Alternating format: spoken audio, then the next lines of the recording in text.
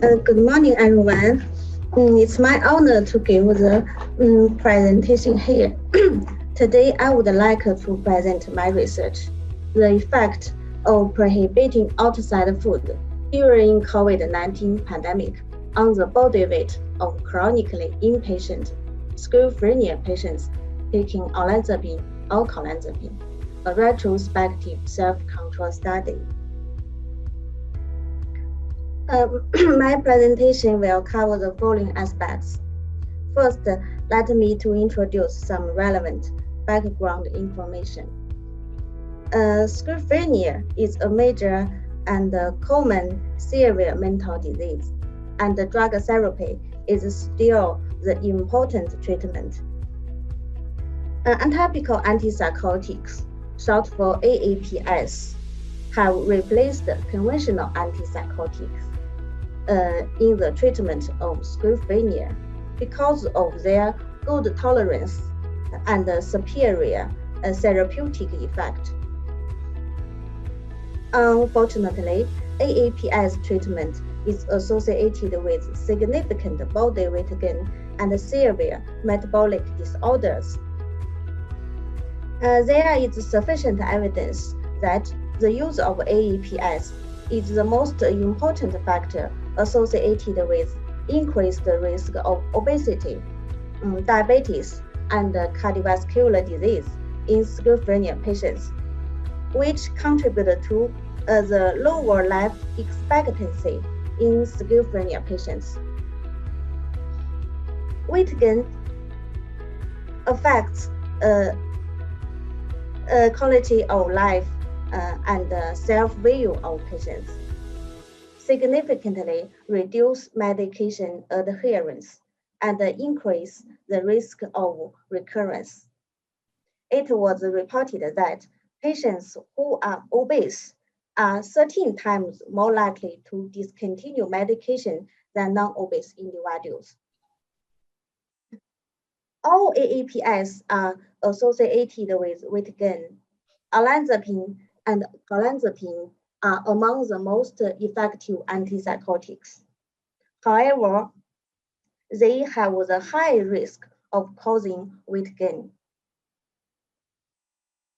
Although the underlying mechanism of AAPS-induced weight gain is far from elucidated, increased food intake plays an important role in the development of weight change.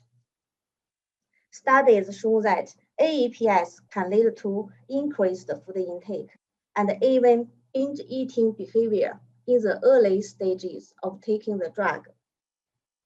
Early changes in appetite can predict the weight gain induced by olanzapine in the later period. Weight gain in the pair-fed olanzapine mice was similar to that in control mice by restricting olanzapine-fed mice to the same amount of food consumed by those fed the control diet. This may suggesting that increased food intake may be the initiating factor leading to weight gain and metabolic disorders. Why paying special attention to diet control in chronically inpatient individuals? I think there are two reasons. On one hand, the diet factor may be the initiating factor in the metabolic disorders induced by AAPS, as mentioned before.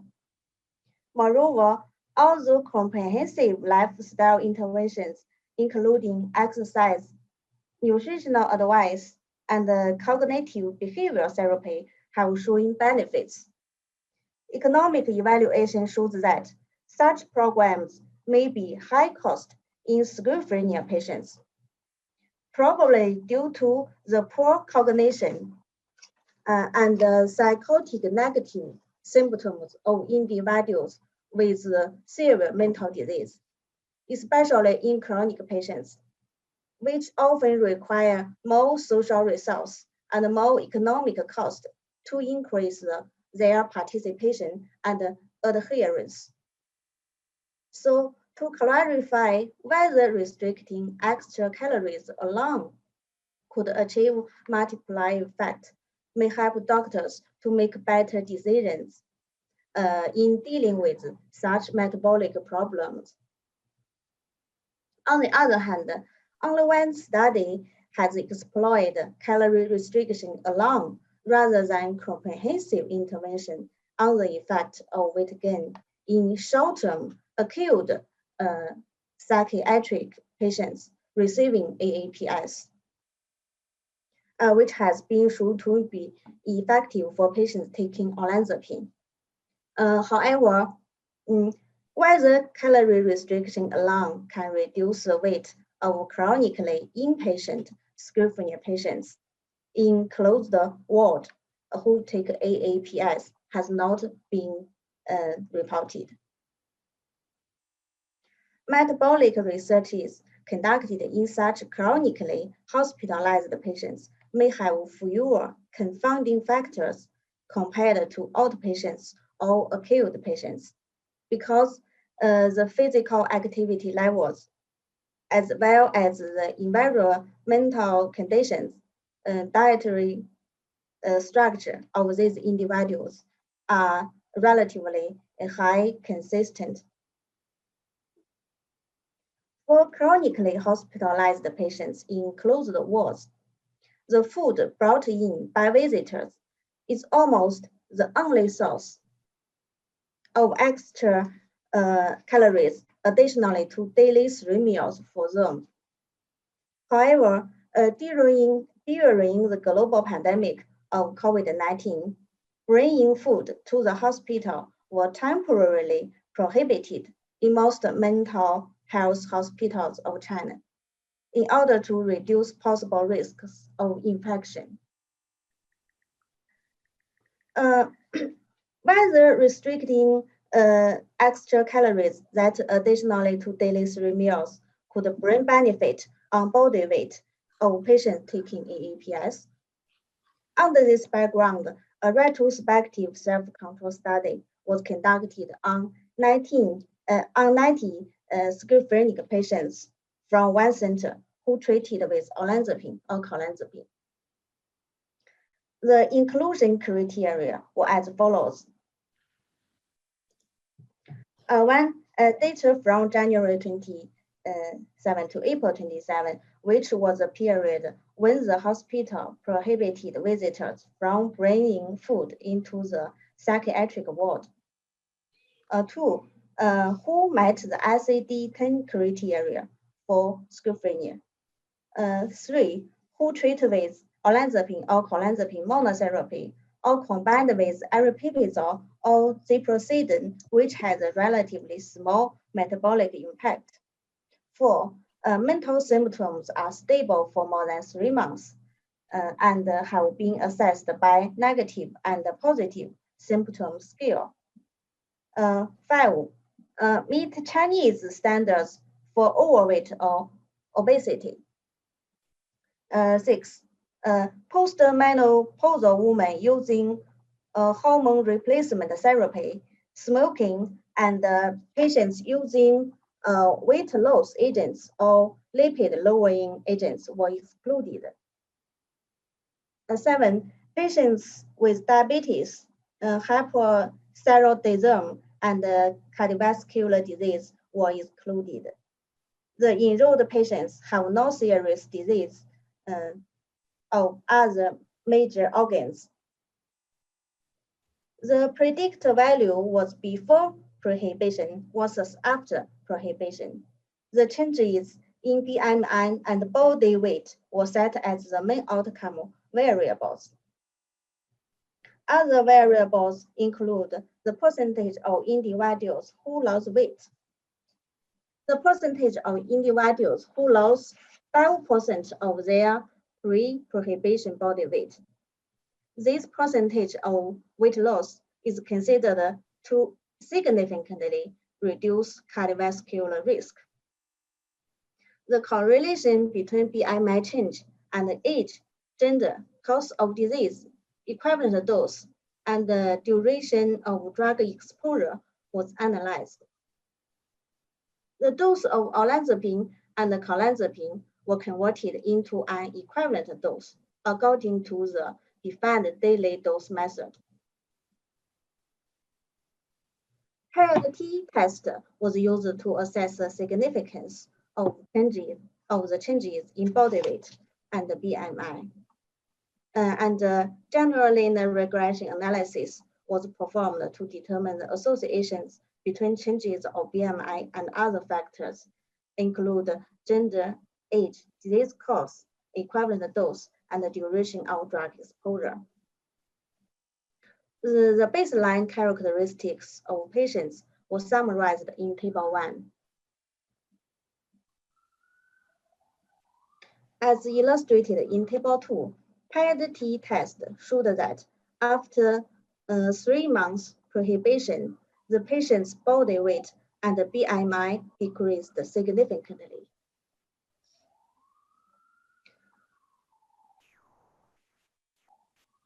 A weight loss rate accounted for 99.1%. And the weight loss 5% from their pre-prohibition body weight accounted for 71.8%.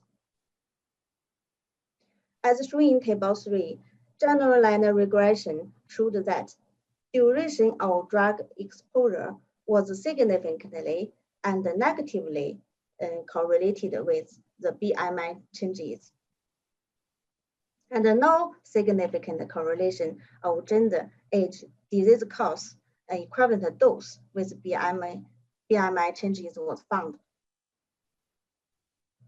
For such a result, I mainly discuss from 2 aspects. First, 5% weight loss is considered to be clinically important for health, especially in reducing the risk of cardiovascular disease. In our study, we observed that up to 71.8% of patients lost 5% of their pre-prohibition body weight. This ratio is higher than the conclusions of other studies, including a STRIDE program, that lifestyle intervention support clinically significant weight loss of more than 5% of initial body weight among 40% of participants. We speculate that the reason for our more promising results may be that all the cases we included were individuals taking olanzapine or carbamazepine rather than other AAPIs. As we know, carbamazepine and olanzapine are considered to have the most serious effects on increased food intake, which may lead to a more significant effect of calorie restriction on body weight. Therefore, more research is needed in patients taking olanzapine or carbamazepine. We explored the factors that may affect weight loss brought by restricting calories, including gender, age, disease course, equivalent dose, and the duration of drug exposure.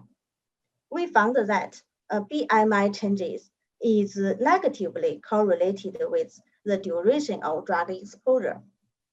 This is in line with previous findings and views that metabolic syndrome was associated with longer duration of psychiatric treatment.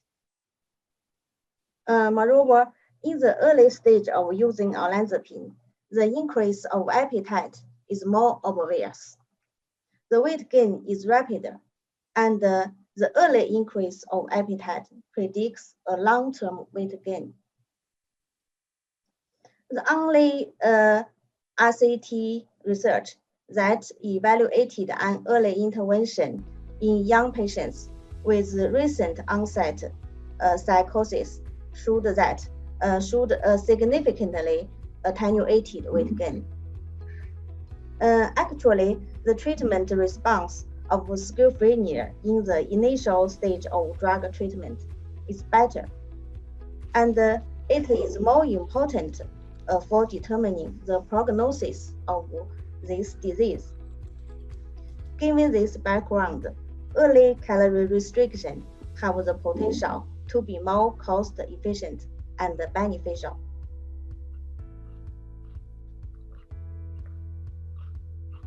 Based on the above results, we have reached the following conclusions. First, restricting extra calories that additionally to daily 3 meals could reduce the body weight of chronically inpatient schizophrenia patients who take olanzapine or clonazepam. Second, metabolic benefits may be greater if calorie restriction carried out from the time the antipsychotic treatment is initiated. As a retrospective study, this research has its limitations. First, the daily calorie intake and the daily activities of the enrolled patients was not quantified. Even all patients received uniform meals from the hospital and are in a stable disease phase. Second, this study lacks the data of baseline weight of patients before using AAPS.